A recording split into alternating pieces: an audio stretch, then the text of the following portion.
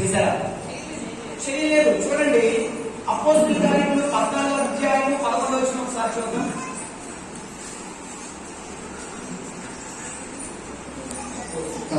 పట్టణములకు ఎదురుగా ఉన్న తిరుపతి యొక్క భూసారి ఎట్లను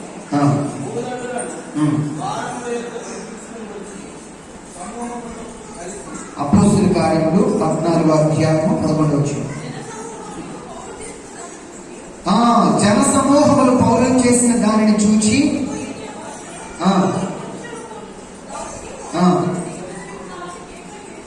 చూడండి. అంతకు మునుపు చూడండి 7వ వచనం ఒకసారి చదువు. బలహీన పాదములు గల ఒకడు ఉండెను. అతడు పుట్టినది మొదలుకొని కుంటివాడై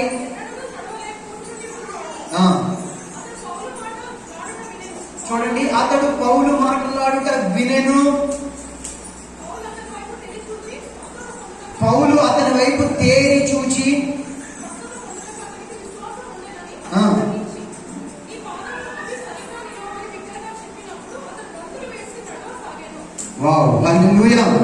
చూడండి అక్కడ పట్టణంలో లేకపోతే ఆ ఊర్లో ఒక కుంటివాడు ఉన్నాడు.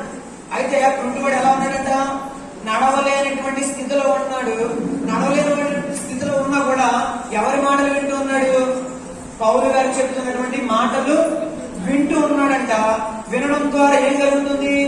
వినుట వలన విశ్వాసం కలుగుతుంది. నేను చెప్పాను కదా, నువ్వు ఎప్పుడైతే వింటావో, వినిన దానిని బట్టి విశ్వాసం కలిగి ఉంటావో, నువ్వు విశ్వసించినప్పుడే నువ్వు గర్భం ధరిస్తావు. ఎప్పుడైతే నీ నోటితో పలుకుతావో అప్పుడు కళ్ళ ముందు కార్యాన్ని చూస్తావు.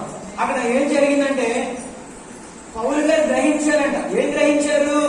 ఆ మాటలు ఆయన శ్రద్ధగా వింటుంటే వీని విశ్వాసం, వీనికి స్వస్థత పొందుకునే అంత విశ్వాసం కలిగి ఉన్నాడని చెప్పి ఏమంటున్నాడక్క? నీ పాదములు నోపి అక్కడ చూడండి బిగ్గరగా కేకలు వేశాడంట. నువ్వు లే అని చెప్పి, నువ్వు నడవమని చెప్పి కేకలు వేస్తే ఆయన ఏం చేశాడంట? లేచి ఊరుకున్నాడా? నడిచి గంతులు వేసాడు ఉంది. చూస్తే అపోస్తలుల కార్యం 3వ అధ్యాయంలో కూడా మనం చూసినట్లయితే అక్కడ ఆ కుంటివాడు కూడా ఏం చేశాడు తెలుసా? గంతులు వేస్తూ మందిరంలోకి వెళ్ళినట్టుంది. అంటే యేసు ప్రభు నీ జీవితంలోకి వచ్చిన తర్వాత నీ జీవితం ఎలా ఉండాలి తెలుసా? గంతులు వేస్తూ సాగిపోవాలి. ఆమేన్, హల్లెలూయా. యేసు ప్రభు నీ జీవితంలో ఉన్నాడు అని నువ్వు గుర్తిరిగితే ప్రతిరోజు నువ్వు గంతులు వేస్తూ నీ జీవితాన్ని కొనసాగిస్తావు. ఆమేన్. ఇప్పుడు పౌలు శిలువలో చెరసాలలో వేసినప్పుడు కావచ్చు, పేతురుని చెరసాలలో వేసినప్పుడు కావచ్చు, అపోస్తలులు ఎవరినైనా మీరు చెరసాలలో వేసినప్పుడు వారు ఎలా ఉన్నారో మీరు గమనించి చూడండి. ఆ బైబిల్ చదివినప్పుడు మనం కూడా గంతులు వేయగలుగుతాం. మనము కూడా అధ్యాయాలు చూసినప్పుడు మనం కూడా గంతులు వేయగలుగుతాం. చూడండి, జైల్లో వేస్తే ఎవరు స్థుతిస్తారండి? జైల్లో వేసి ఎప్పుడు జైల్లో వేసి మీరు మీకు బిర్యానీ పెట్టేస్తాం బాబు, జైల్లో వేసి మీకు ఏసీ పెట్టేస్తాం. కొంతమంది నాయకులకి ఏమవుతుంది తెలుసా? మంచి విఐపీలు అనుకోండి, అన్ని ఫెసిలిటీస్ ఉంటాయి. ఎక్కడ అన్ని ఫెసిలిటీస్ ఉన్నప్పుడు చెరసాల అయితే ఏంటి, ఇల్లు అయితే ఏంటి, అవునంటారు కదా? అలాంటివి అక్కడ ఫెసిలిటీస్ ఏమీ లేవు, సదుపాయాలు ఏమీ లేవు. కానీ అక్కడ నుండి ఏమంటున్నాడు తెలుసా? అనేక లేఖలు రాస్తున్నాడు. చాలారాజు గారికి, ప్రణీత్ గారికి, పలానా తల్లి గారికి, పలానా అమ్మ గారికి, పలానా తిమోతి గారికి, అందరికి జైల్లో ఉండి ఏ రాస్తున్నాడు తెలుసా? లెటర్లు రాస్తున్నాడు. నేను ఇక్కడ చాలా సంతోషంగా ఉన్నాడు. ఎక్కడ? జైల్లో సంతోషమా? జైల్లో నాకు ఫుల్ ఏసీ ఉంది, నాకు రోజు 3 పూటల బిర్యానీ పెడుతున్నాడు, అందుకు నేను చాలా సంతోషంగా ఉన్నాను అన్నారు వాళ్ళు. వారు ఎవరిని కలిగి ఉన్నారు తెలుసా? జీవం గల దేవుని వారు కలిగి ఉన్నారు కనుక వారు నిత్యము ఆనందంతో ఉండగలుగుతారు. చూడండి, వారు దేవుడు సువార్త ప్రకటించడాన్ని బట్టి వారు ఏం చేశారు? అనేక మందిని స్వస్థపరచడాన్ని బట్టి అప్పుడు కూడా ఒక ఆమెను స్వస్థపరుస్తారు. అపోస్తలుల కార్యం 16వ అధ్యాయంలో ఒక ఆమెను స్వస్థపరిస్తే ఆమెను స్వస్థపరచడాన్ని బట్టి ఆమె యజమానికి నష్టం. ఆమె సోది చెప్పి ప్రజలుతుంది. ఆ సోది చెప్పడాన్ని బట్టి వచ్చే ధనం తన యజమానునికి లాభం. తన యజమానునికి లాభం పోయిందని చెప్పి ఆమె చెరసాల్లో వేస్తే, వారిని చెరసాల్లో వేస్తే చాలా దెబ్బలు కొట్టారంటండి. బైబిల్లో రాయబడింది. చాలా దెబ్బలు పడితే వాళ్ళు మంచి రాత్రి వేళ లేచి ఏం చేస్తున్నారు తెలుసా? ప్రభుకి పాటలు పాడుచు, దేవుని స్తుతిస్తూ, దేవుని ఆరాధిస్తుంటే అంటే అక్కడ భూకంపం వచ్చిందని బైబిల్ చెప్తుందండి. హల్లెలూయా. అంటే చూడండి, మనం ఎప్పుడైతే ప్రభు నా జీవితంలో నాలో ఉన్నాడని నువ్వు గ్రహిస్తావో నీవు కూడా గంతులు వేయచ్చు. 40 సంవత్సరాలు బట్టి కుంటివాడిగా ఉన్నటువంటి వ్యక్తి ఒక్క రోజులో స్వస్థత వచ్చేసరికి ఆయన ఏం చేశాడు? గంతులు వేయచ్చు. అంటే అప్పుడు వరకు లేని దాన్ని ఆయన పొందుకున్నప్పుడు ఆయనకి ఏమొచ్చింది? ఆనందం వచ్చింది. గంతులు వేసేటువంటి ఆనందం. ఈ రోజు ప్రభు నీతో నాతో చెప్తున్న మాట ఏంటో తెలుసా? సర్వ సృష్టిని సృష్టించినటువంటి దేవుడు నీలో నాలో ఉన్నప్పుడు మనం ఎలా గంతులు వేయాలి? హల్లెలూయా. వాక్యాన్ని వెంటనే ఉంటారు. వాక్యాన్ని విన్నప్పుడు విశ్వాసం కలుగుతుంది. విశ్వాసము చూడండి, విశ్వాసం వస్తుంది. విశ్వాసం వచ్చినప్పుడు నేను ఏం చేస్తానని చెప్పాను? మీరు గర్భము ధరిస్తారు. గర్భము ధరించిన తర్వాత 9 మాసాలు ఆ గర్భాన్ని మోసిన తర్వాత ఒక రోజు ఏమవుతుంది? ప్రసవం అవుతుంది. ప్రసవం అయిన తర్వాత ఏమవుతుంది? ఆడబిడ్డ మగబిడ్డ పుడతారు. అయితే చాలా మంది విశ్వాసులు ఎలా ఉన్నారో తెలుసా? వారు గర్భం ధరిస్తున్నారు, కానీ మధ్యలోనే అబార్షన్లు అయిపోతున్నాయి. ఎందుకు అబార్షన్లు అయిపోతున్నాయి? అబార్షన్లు అంటే ఏంటి? మధ్యలోనే కార్యం పొందుకోకుండా చిన్న గర్భిలు వచ్చేసరికి, చిన్న చింత వచ్చేసరికి, చిన్న ఏదో ప్రాబ్లం వచ్చేసరికి, చిన్న సమస్య వచ్చేసరికి ఏమైపోతున్నారు? విశ్వాసాన్ని విడిచిపెట్టేసి మరలా లోకం వైపు, మరలా ఆ సమస్య వైపు చూసి వారు ఏం చేస్తున్నారంటే బలహీనులు అయిపోతూ ఉన్నారు. మధ్యలోనే అబార్షన్ అయిపోతుంది. అంటే విశ్వాసము నువ్వు ఉంచినప్పుడు గర్భం ధరిస్తున్నావు, కానీ ప్రసవ వేదన పడి అది డెలివరీ అయ్యే లోపే, నువ్వు ఆ కార్యాన్ని పొందుకునే లోపే నువ్వేం చేస్తున్నావు తెలుసా?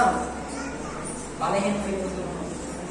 ఈ రోజు దేవుడు చెబుతున్నాడు, నువ్వు నేను ఉన్నతమైన వ్యక్తులం. చూడండి, కీర్తనల 82వ కీర్తన 6వ వచనం మనం చూసినట్లయితే, 82వ కీర్తన 6వ వచనం.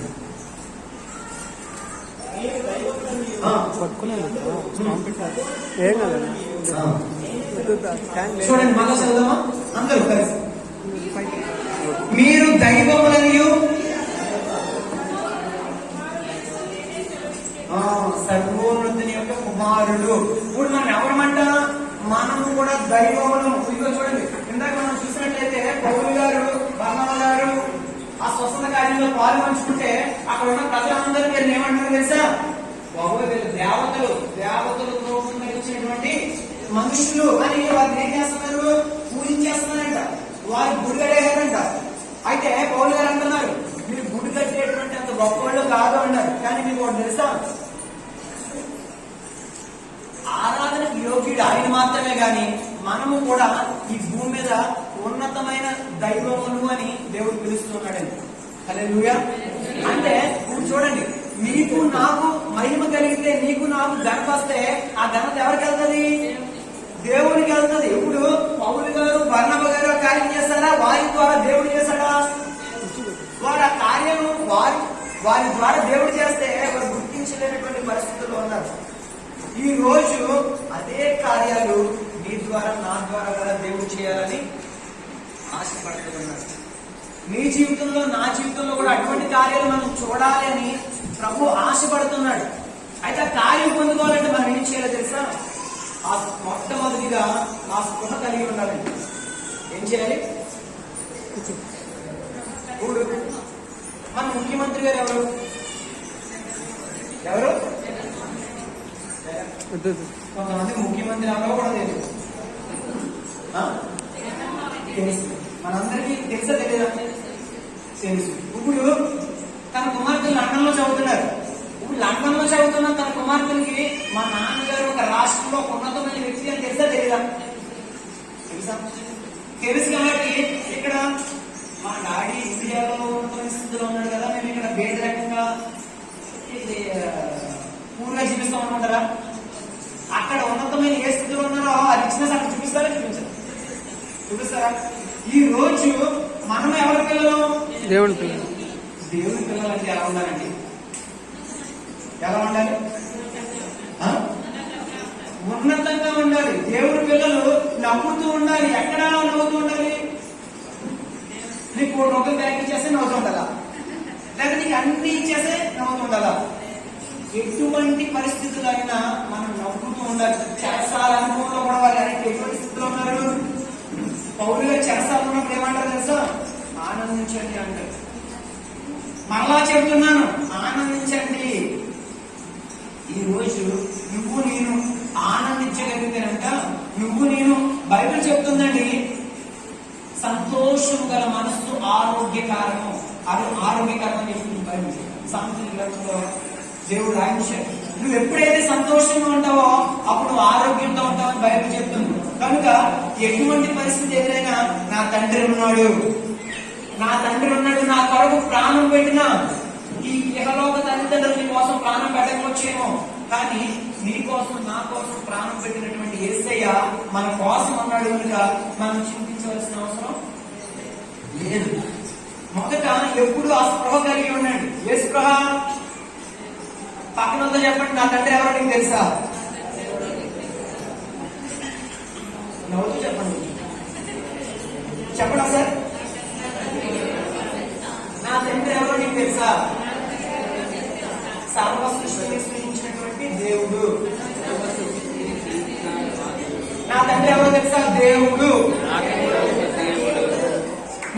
నా తండ్రి దేవుడు కనుక నేను అటువంటి ఉన్నతమైన స్థితిలోనే ఉంటాను. నేను ఉన్నతమైన వ్యక్తిని. నేను పేదవాడిని కాదు, నేను ధనవంతుణ్ణి. నేను పేదవాడిని కాదు, నేను ఉన్నతమైన వ్యక్తిని. చూడండి, ఎప్పుడైతే ఆ స్పృహ కలిగి ఉంటామో అప్పుడు మనం అటువంటి కార్యాలు చేయగలుగుతాం. మీకు తెలుసు, నేను సంపూర్ణత యొక్క దేవుని సేవకులము, దేవుని పిల్లలము అని ఆ వ్యక్తులకు తెలుసు కాబట్టి వారు ధైర్యంగా వెళ్ళి ఏం చేస్తారు తెలుసా? గుడి దగ్గరికి వెళ్ళి నజరేయుడైన యేసుక్రీస్తు నామములో మీ దగ్గర ఏమైనా లేకపోవచ్చండి, నా దగ్గర అది లేదు ఇది లేదు అది లేదు కాదు, మీ దగ్గర ఉండవలసిన వ్యక్తి ఉన్నాడు. ఆయన ఎవరు? యేసయ్య ఉండగా నీకు ఏమి లోటండి? యేసయ్య ఉండగా నీకు ఏమి పొదువు చేస్తాడు? బైబిల్ చెప్తుంది, అడవిలో ఉండేటువంటి సింహం పిల్లలైన లేమి కలవై ఆకలి ఉంటాయి, కానీ యేసయ్యని ఆశ్రయించిన వారికి ఏ మేలు పొదువే ఉండదు. ఎందుకు ఉండదు? సమస్తము ఆయన ఇచ్చేదే. బుద్ధి, జ్ఞానము, సర్వ సంపదలు ఆయన ఇచ్చేది కనుక నువ్వు దేనికి చింతించవలసిన అవసరం లేదు. మొట్టమొదటిగా మనం ఉన్నతమైన వారిని కనుక ఆ ఉన్నతమైన జీవితాన్ని ఇక్కడ జీవించాలంటే మొదట నువ్వేం చేయాలి తెలుసా? స్పృహ కలిగి ఉండాలి. ఏ స్పృహ? నేను తండ్రి దేవుని యొక్క యేసయ్య యొక్క కుమారుణ్ణి అనేటువంటి స్పృహ కలిగి ఉంటే నువ్వు కూడా అటువంటి ఉన్నతమైన స్థితిలో ఉండగలుగుతావు. ఎక్కడున్నా నువ్వు ఆనందంతో ఉండగలుగుతావు. నువ్వు ఎప్పుడైతే ఆనందం, చూడండి మీకు ఒక సీక్రెట్ చెప్తాను, ఎక్కడైతే ఆనందం ఉంటారో అక్కడ సాధన ఉండలేడు. యేసు ప్రభు నామం పేరిట ఎక్కడైతే ఆనందిస్తూ ఉంటారో అక్కడ సాధన ఉండలేడు. అక్కడ సాధన వాడికి చోటు లేదు. అంటే ఇప్పుడు యేసయ్య నీ హృదయంలో ఉండగా నీ హృదయంలో ఎవరికి చోటు లేదు? నువ్వు యేసయ్యకి దగ్గరగా ఉండగా నీ దగ్గరికి ఎవరు రాలేదు? సాతాను రాలేడు. సాతాను నీకు రోగం పెట్టలేడు. సాతాను నీకు పేదరికం ఇవ్వలేడు. సాతాను నీకు అప్పులు ఇవ్వలేడు. ఎందుకంటే నాతో పాటు నాలో ఎవరున్నారో తెలుసా? జీవము గల దేవుడు ఉన్నాడు. హల్లెలూయా. జీవము గల నా తండ్రి ఉన్నాడు కనుక ఆ స్పృహ కలిగి ఉండాలి. రెండు, మనము కూడా అటువంటి జీవితం ఈ భూమిని జీవించాలి అంటే ఏం చేయాలంటే ఆయన ముందు విశ్వాసం ఉంచాలి. ఏం చేయాలి? ఆయన ఎందు విశ్వాసం ఉంచిన ప్రతిసారి ఆ శక్తి నీ ద్వారా బయటికి ఇతరులకు కనిపిస్తుంది. మొదటి మాట ఏం చెప్పాం? ఆ స్పృహ కలిగి ఉండాలి. రెండు, నేను దేవుని కుమారుణ్ణి అని విశ్వసించి ఎప్పుడైతే విశ్వసిస్తావో ఆ విశ్వసించిన రోజు నుంచి నీలో నుంచి ఆ శక్తి ఇతరులకు కనిపిస్తుంది. హల్లెలూయా. ఇతరులకు కనిపిస్తుంటే నువ్వు ఇంటిలో పొరగ పెట్టి పడుకుంటే కనిపించదు. నువ్వేం చేయాలి? యేసుక్రీస్తు నా తండ్రి అయి ఉన్నాడని నువ్వు నమ్మి యేసు ప్రభు నీకు ఏం చెప్పాడో ఆ పని నువ్వు చేస్తున్నప్పుడు నీ ద్వారా ఆ శక్తి ఇతరులకి కనిపిస్తుంది. హల్లెలూయా. అందులో చూడండి కొంచెం నేను కొన్ని 5 నిమిషాలు ముందు చేస్తాను. చూడండి, మొదటిగా ఏం మాట చెప్పాను? మనం ఉన్నతమైన వారము. ఈ ఉన్నతమైన వారం అని మనం ఎప్పుడు ఏం కలిగి ఉండాలి? స్పృహ కలిగి ఉండాలి. 2, విశ్వసించినప్పుడు ఆ శక్తి ఇతరులకి కనిపిస్తూ ఉంటది. ఇప్పుడు ఉదాహరణ చెప్తాను. దేవుడు నిన్ను సర్వ సృష్టి తెలుసు వల్ల ప్రకటించమన్నాడు. ప్రకటించినప్పుడు ఏం జరుగుతున్నాడు? సూచక్రియలు.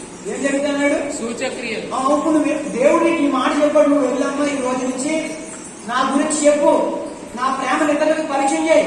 బైబిల్ చెప్తుంది దేవుని యొక్క సువార్త అంట, దేవుని యొక్క శక్తి అంట. హల్లెలూయా. అంటే నువ్వు దేవుడి శక్తిని జీవితంలో చూడాలనుకుంటున్నావా? వెళ్ళి సువార్త చెప్పు. హల్లెలూయా. నువ్వు దేవుని యొక్క శక్తిని జీవితంలో అనుభవించాలనుకుంటున్నావా? అయితే ఈ రోజు నుంచి యేసు ప్రభు గురించి ఇతరులకి చెప్పు. హల్లెలూయా. చూడండి, ఆ మాట చెప్పాడు. చెప్పిన తర్వాత మళ్ళీ ఆ మాట చెప్పి ముగిస్తాను. మార్క్స్ సువార్త 16:15 మీరు సర్వ సృష్టికి వెళ్ళి సువార్తను ప్రకటించండి.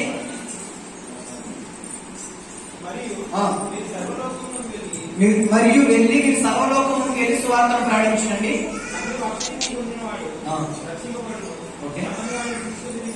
నమ్మిన వారికి రక్షణ పొందుతూ, నమ్మని వారికి శిక్ష విధింపబడును. నమ్మిన వారి వలన ఈ సూచక్రియలు జరుగుతాయి.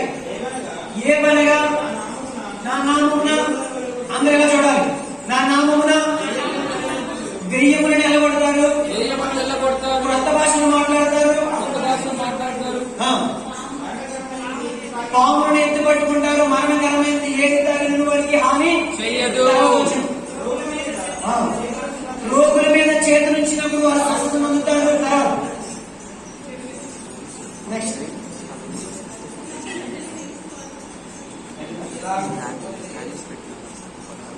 అయితే తర్వాత మీరు ఏం చేస్తారు తెలుసా? సువార్తను ప్రకటిస్తారు.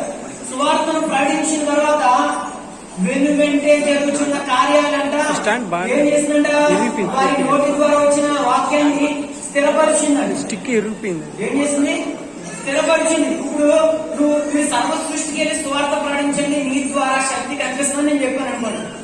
ఇప్పుడు దేవుడు మన అందరితో మాట చెప్పినప్పుడు ఈ రోజు మొదలు మీరు ఏం చేయాలి? మనం చేయాలి, సువార్తను ప్రకటించాలి, దేవుని రాజ్యం గురించి ప్రకటించాలి. ప్రకటించినప్పుడు చూడండి, యేసు ప్రభు ఎట్టివాడై ఉన్నాడో మనము ఈ లోకంలో అట్టివారమై ఉన్నాం.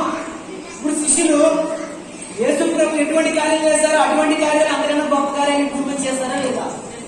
ఈ రోజు నీ ద్వారా, నా ద్వారా కూడా దేవుడు అటువంటి కార్యాలని చేయాలనుకుంటున్నాడు. ఈ రోజు మొదలుకుని నువ్వేం చేయాలో తెలుసా? దేవుని సువార్తను, దేవుని ప్రేమను, మీరు మీ జీవితంలో అనుభవించినటువంటి దేవుని కార్యాలను ఇతరులకి, నీ స్నేహితులకి, నువ్వు ఉద్యోగం చేసే చోట, నీ ఇంటి పక్క నువ్వు వారికి చెబుతూ ఉండగా వారి జీవితంలో కార్యం జరిగి నువ్వు చెప్పిన మాట స్థిరపరచబడుతుంది. హల్లెలూయా. దేవుని మాట స్థిరపరచబడుతుంది. ఈ రోజు నుంచి మీరు చేయవలసిన బాధ్యత ఏంటో తెలుసా? దేవుని ప్రేమను ఇతరులకి ప్రకటించాలి. ఈ లోకంలో దేవుడు ఎట్టివాడే ఉన్నాడో మనమును, దేవుడు ఎట్టివాడే ఉన్నాడో మనమును, దేవుడు అద్భుతాలు చేశాడంటే మనం చేస్తాం.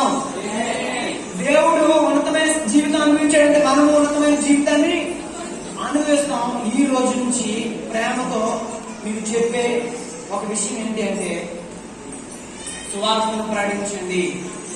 బద్వేలు పట్టణంలో లేదా బద్వేలు ఊరిలో ఉన్నటువంటి ప్రతి మందిరం నింపబడాలి. ఆమేన్. హల్లెలూయా. కోత విస్తారం ఉందండి. కోత ఎన్నైనా మందిరాలు ఉండొచ్చు, కానీ ప్రతి మందిరం నిండిపోద్దు. జనందరూ సువార్త ప్రకటించబడితే, రక్షణలోకి మనం నడిపించగలిగితే ప్రతి మందిరం ఏం చేయబడుతుందంట? నింపబడుతుంది. మొదట మనం ప్రార్థన చేద్దాం. అలాగే ప్రసవ వేదన పడదామండి. ఏంటి? ప్రతి ఆత్మ రక్షింపబడాలి అని ప్రసవ వేదన పడి ఆత్మను మనం ఏం చేయాలి? కనాలి. కనుక మిమ్మల్ని ప్రేమతో ప్రోత్సహించేది ఏంటంటే, దేవుడు మనకు చూపిన ప్రేమ ఇతరులకి చూపిద్దాం. మనం నోటితో మాటలు చెప్తే వారిని వినరేమో, కానీ మన జీవితం ఒక స్వార్థలా మార్చుకుని మన జీవితమే స్వార్థ ప్రకటించేలా వారి ముందు జీవిద్దాం. ఆమేన్. హల్లెలూయా.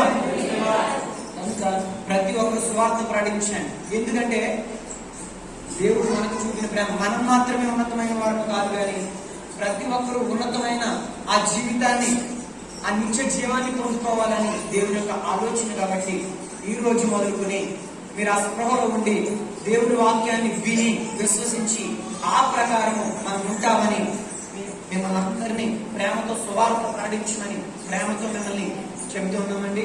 దేవుడి మాటలు మనందరి వెంటనే దీవించి ఉన్నాడు. హల్లెలూయా.